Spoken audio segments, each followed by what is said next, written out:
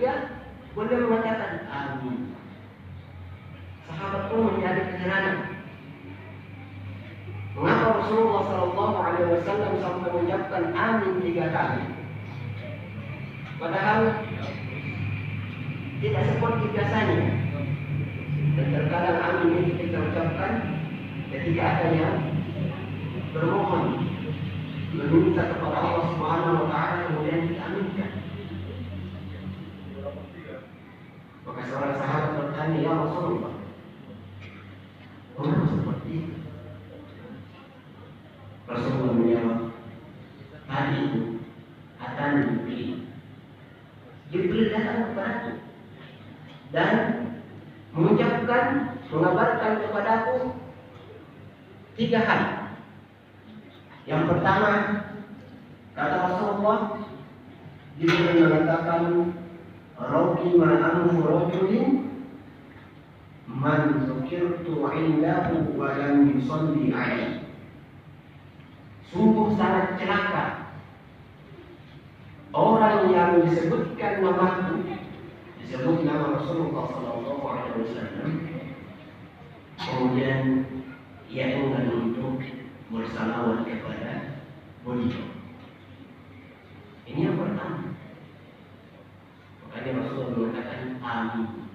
Celaka betul orang yang disebut nama Rasulullah SAW, kemudian dia enggan untuk bersalawat kepadanya. Kemudian yang kedua, Jibril mengatakan, Raqima anhu rajulin man adraka walidayhi aw ahaduhuma wa lam yudkhilhul jannah. Sungguh celaka orang yang diberikan kesempatan oleh Allah Subhanahu wa Ta'ala untuk berjumpa dengan kedua orang tuanya atau salah satu di antara mereka indal kibar, dalam usia lanjut, walam yudkhilahum jannah, kemudian dengannya ia tidak bisa meraih surga Allah Subhanahu wa Ta'ala.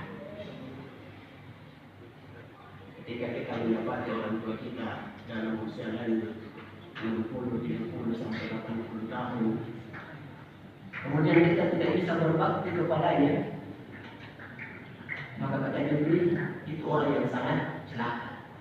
Rasulullah pun mengaminkan amin. Celaka betul orang yang diberikan kesempatan untuk berbakti kepada kedua orang tuanya atau salah satu di antaranya, kemudian ia tidak bisa mendapatkan surga dari ini. Imam Hasan Al-Basri ketika ibunya meninggal itu menangis terseduh-seduh, sampai muridnya pun menjadi heran dan bertanya, wahai Imam, mengapa engkau menangis seperti itu? Seakan-akan engkau tidak menerima ketetapan Allah dengan kematian ibumu. Maka apa jawab Imam Hasan Al-Basri?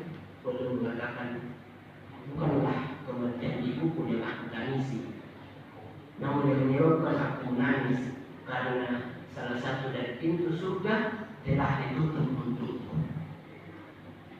Salah satu dari pintu surga, yaitu dengan kematian seorang ibu, itu Allah Subhanahu wa Ta'ala telah tutup. Padahal itu adalah salah satu jalan tol untuk menuju surga Allah Subhanahu wa Ta'ala. Semua kita yang diberikan orang tua yang sampai sekarang masih hidup bisa menjadi anak-anak yang berbakti kepadanya. Dan yang terakhir yang baik dilakukan oleh Allah Subhanahu wa Ta'ala, yaitu man adraka Ramadan thumma insalaha qabla an yufarrah. Sungguh celaka orang yang diberikan kesempatan oleh Allah Subhanahu wa Ta'ala, dipanjangkan usianya berjumpa dengan bulan suci Ramadan, kemudian Ramadan berlalu namun dosa-dosanya belum diampuni oleh Allah Subhanahu wa Ta'ala. Sungguh celaka kesempatan emas yang Allah Subhanahu wa Ta'ala berbuat untuk banyak-banyak memohon ampun kepada Allah Subhanahu wa Ta'ala, bulan suci Ramadan ini dengan kebaikan-kebaikan yang bisa kita lakukan dengan menghapuskan daripada dosa-dosa kita, namun Allah Subhanahu wa Ta'ala tidak mengampuni daripada dosa-dosa kita. Yang masalah yang dimakan oleh Allah Subhanahu wa Ta'ala. Siapakah di antara kita ini yang tidak pernah melakukan dosa dan kesalahan? Baginda kita Rasulullah Sallallahu Alaihi Wasallam saja, orang yang sudah dijamin masuk surga, dosanya tidak diampuni oleh Allah Subhanahu wa Ta'ala. Mata akhir wa mata qaddam, dan lalu ketika yang akan datang, orang yang masih dijaga oleh Allah Subhanahu wa Ta'ala. Namun kalau kita dengar dalam hadisnya 70 bahkan sampai 100 kali beristighfar mohon ampunan kepada Allah Subhanahu wa Ta'ala. Itu beliau yang sudah dijamin surga oleh Allah Subhanahu wa Ta'ala. Sedangkan kita ini belum ada komunikasi, belum ada jaminan kita akan masuk surga. Belum ada jaminan dosa-dosa kita diampuni oleh Allah Subhanahu wa Ta'ala. Maka kita umat Rasulullah inilah yang sangat lebih pantas untuk banyak-banyak memohon ampun beristighfar kepada Allah Subhanahu wa Ta'ala.